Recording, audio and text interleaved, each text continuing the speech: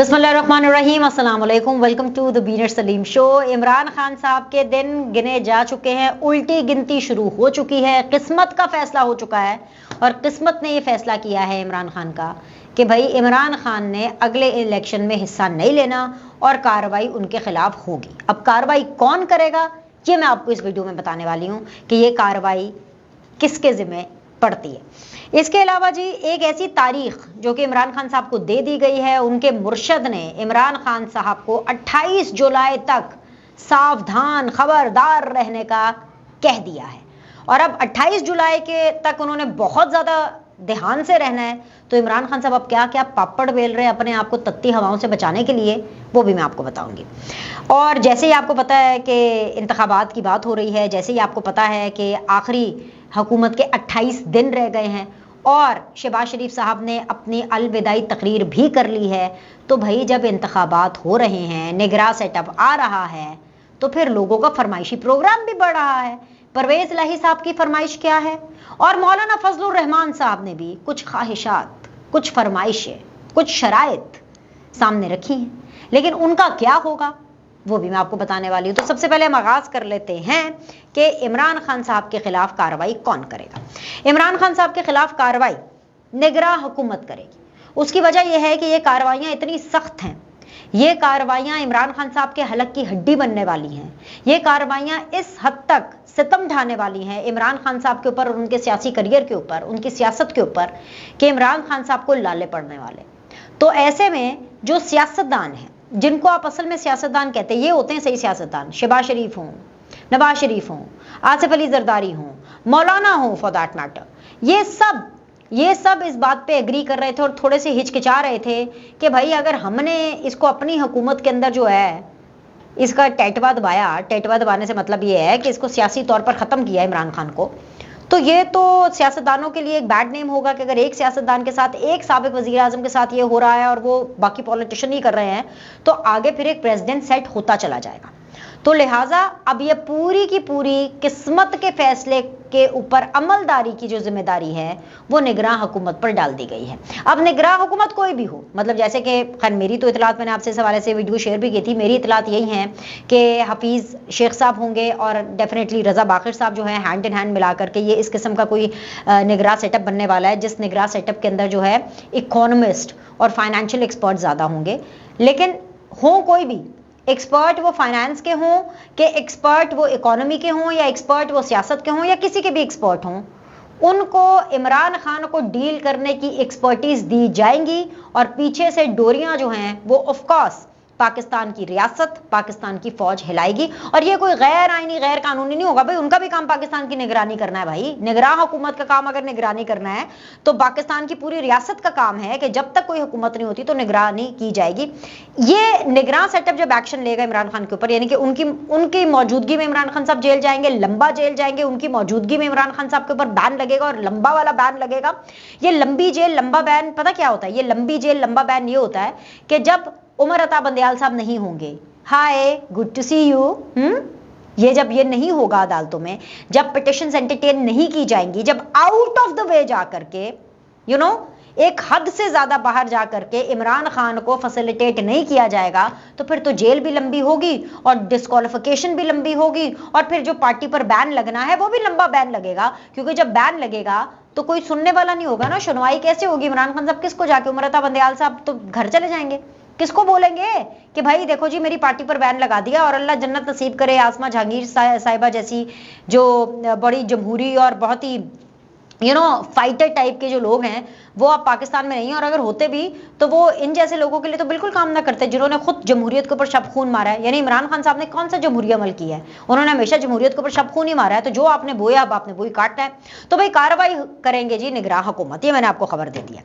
28 जुलाई का फंडा क्या है? ये 28 जुलाई का फंडा मैंने आपको बताया, 28 जुलाई है जी एक ब्लैक डे इमरान खान के लिए। उनको जी उनके मुर्शदों ने बता दिया है, सारे मौक्कलात ने उनको बता दिया, वो भाईजान खान साहब 28 जुलाई तक जो है ना अदालतों में ना जाना। और यही वजह गया है कि तोशा खाना की जो हेयरिंग हुई कल, उसके अंदर भी इमरान खान साहब नहीं गए, बल्कि ये उनको एक छोटा सा नन्ना सा मुन्ना सा एक छोटा सा रिलीफ मिला है। वो ये है कि जी उनकी जो हाजिरी इस्तिस्ना की दरखास्त है इमरान खान साहब की तोशा खाना के अंदर, वो मंजूर हो गई है।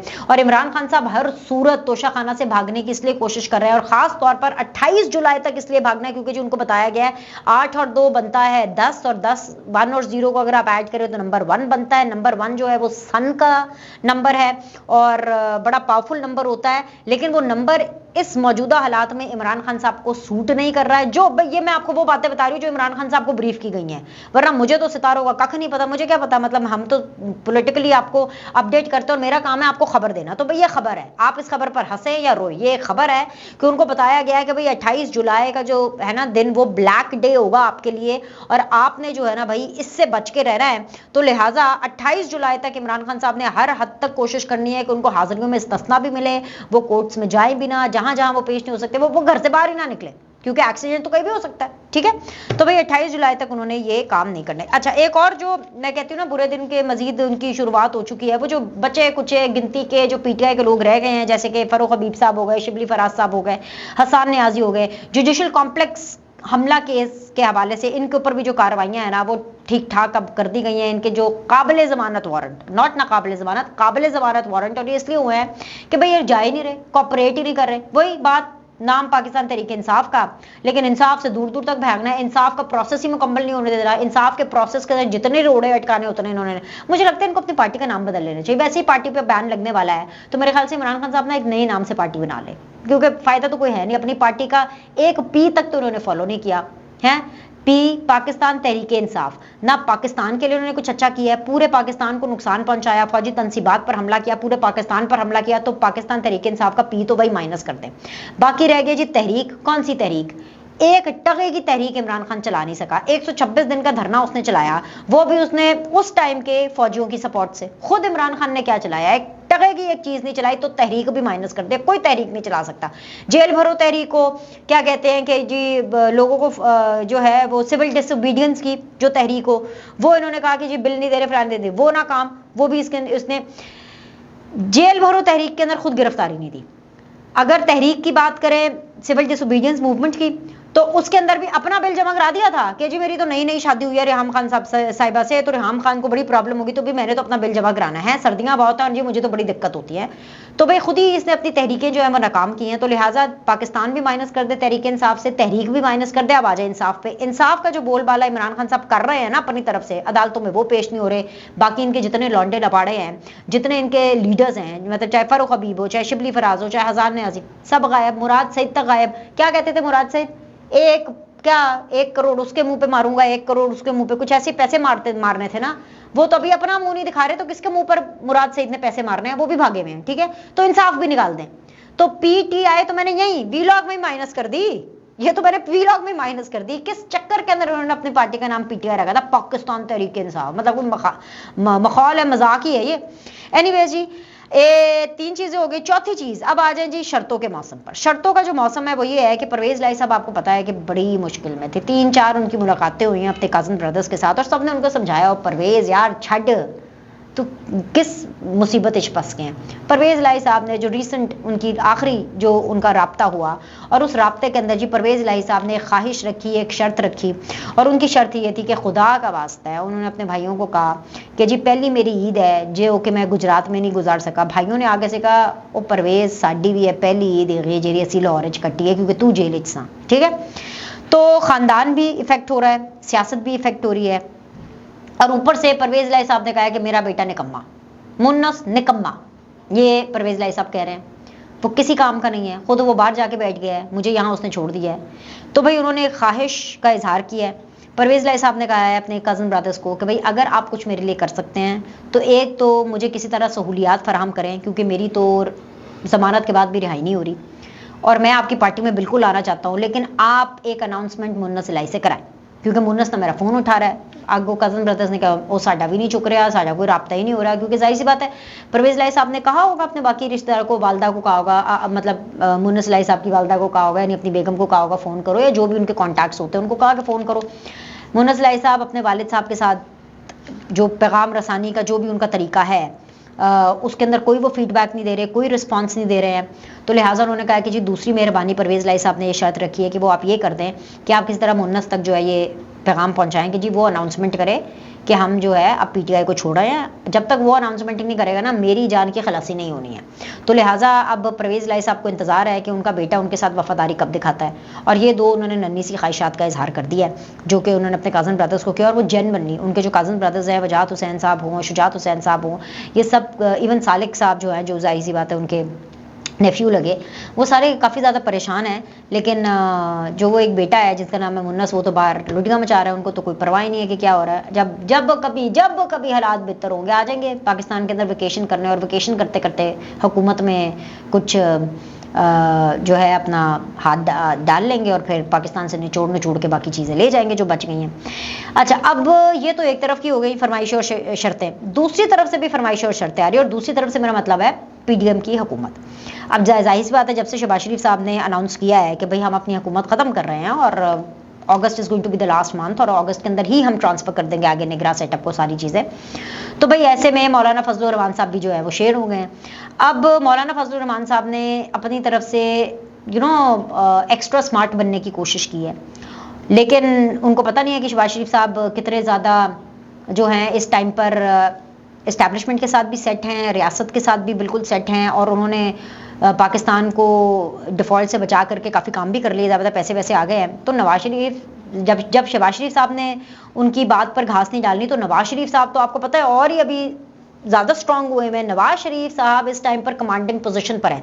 ये जो सऊदी अरेबिया से आया है ना पैसे पार्क होने के लिए, जो मैंने आपको पिछली वीडियो के अंदर बताया था कि अच्छे खासे पैसे जो है वो सऊदी अरेबिया ने पाकिस्तान को पार्क करने के लिए दिए हैं, 2 अरब डॉलर्स, और जो यूएई ने पैसे दिए हैं 1 अरब डॉलर जो मुंतकिल किया है, वो ऐसे ही नहीं आ गया, उसमें नवाज शरीफ साहब की बहुत काविशें हैं। और इस्टेब्लिशमेंट, आपको बड़े बसूख से बता रही हूँ कि फौजियों ने नवाज शरीफ साहब पर एतमाद कर लिया है। ये एतमाद तक की मैं आपको बात बहुत हतमी तौर पर बता रही हूँ कि उनको एतमाद आ गया है नवाज शरीफ पर दोबारा, कि भाई अब नवाज शरीफ ही जो है वो कौम का मसीहा हो सकता है और वो पाकिस्तान को एक कामयाबी की पटरी पर काम कर सकता है।